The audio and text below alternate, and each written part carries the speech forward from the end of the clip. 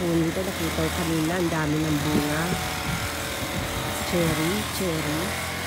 Ayan puno ng cherry. Sa Kurambo, sa Hapon, sa Japan, sa Kurambo. Ayan puno niya. Dami ko nakita ang bunga kanina. Kaya bumito ko siya. Ayan o. Ayan sa Kurambo. Maliliit nga lang siya, pero ang dami ng bunga. Ang daming bunga lang sa Kurambo ko. Pipita ko sila siya. Ang dami Ayan sa Kurambo. Cherry. Ayan puno niya. Ayan sa pagbaksakan na siya.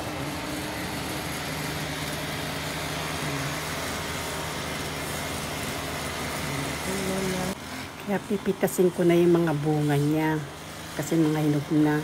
Ito nga pala yung mga napitas kong bunga ng aking cherry. Diba ang pupula? Malilit nga lang. Hello. Biki-chan Japan. After 3 months, ito na yung puno ng cherry tree. Inakuhanan ko ng mga bunga niya. Masarap siya. Hinog na.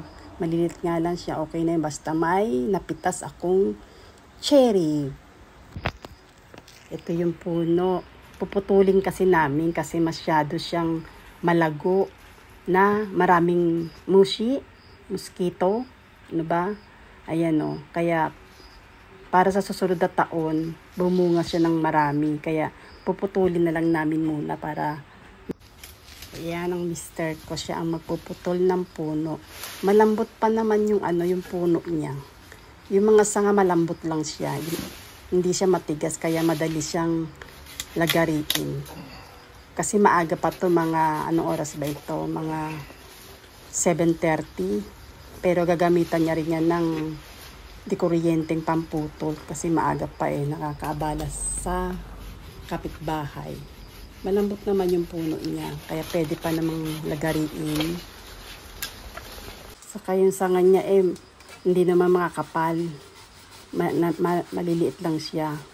Yung iba malalaki, yun ang gagamitan niya ng dikuryenteng pamputol. Hambon din no. Okay tara.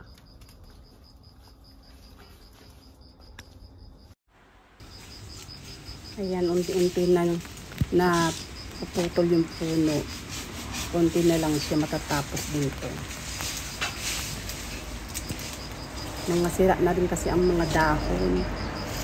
Sa taglamig yan, mawawala na rin siya yung mga dahon, matutuyo siya. Kaya pinutol na din. Tapos yung katabi po kasi niyan, yung kaki, persimmon. Ayan o, yung malagong punong yun. Persimmon yan. Uy, yung asawa ko may mushi sa likod. May mga mushi na kasi yung punong yan Kaya pinaputol na rin siya. Para makita na rin yung persimmon, 2 puno. May bunga kasi natatabunan nitong hindi pa naman panahon ng cherry ang pagbunga. Kaya putulin na rin siya.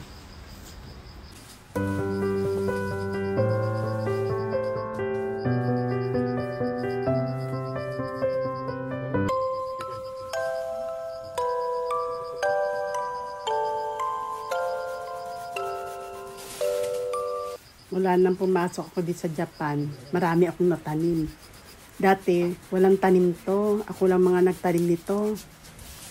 Dati nakapagtanim pa nga ako dito ng apple Di rin nagtagal. Namatay din siya.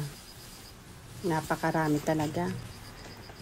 Yung mga sangang niyang, tinatapon niya doon sa shaksyo. Tinatawag niya doon sa, ba tawag doon? Shaksyo. Munisipyo. Doon sa pinagigiling tapos nagiging siya, pataba din sa lupa. Yung mga puno-puno namin yan. Kailangan nga lang maliliit ang tabas ng mga puno para matanggap nila. Para salang na sila ng salang dun sa pagilingan. Konti na lang matatapos na kami. Buhay Japan, magtanim, pero mayaanihin. Masarap magtanim, lalo na pag nakita kami nagbubunga siya.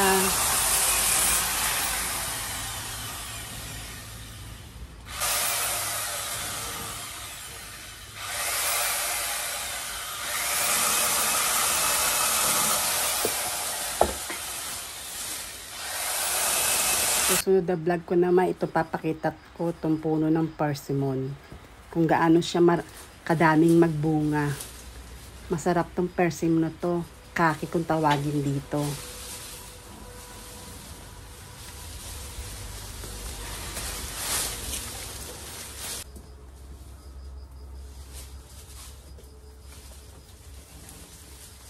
Matagal na sa amin tong punong ito.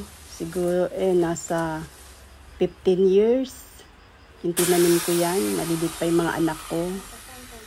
Nagbubunga naman siya taon-taon. Namatay na yung pinakananay niya. Ito ay mga anak na lang to. Pero nagbubunga pa rin siya. Pero yung unang bunga nito, ang lalaki. Matatamis siya.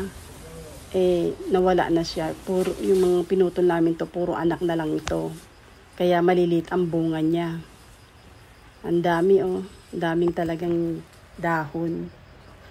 Ayan, tinan nyo, nakikita nyo ba yung yung punong yun ng mga bunga siya. Persimmon yan. Yan dalawang nasa tabing yan. Yan ang persimmon. Kaki. Itong pinutol namin. Cherry. Cherry fruit. Yan. Pag tuwing March naman yun, ang bunga niya. Itong kaki, ito August hanggang November. Ito na po yung punong pinutol. Ayan na siya. Lumiwanag na dito sa bakuran ko, sa garden, dahil pinutol na siya dahil. Pa-subscribe naman po sa hindi pa nakakapag-subscribe sa akin YouTube channel, pa-like, pa-share, comment, at pakipindot na rin po ang bell para lagi nyo akong napapanood sa aking mga vlog. Salamat po sa laging walang sawang panonood sa aking YouTube, sa mga nagsusubaybay sa aking mga binablog.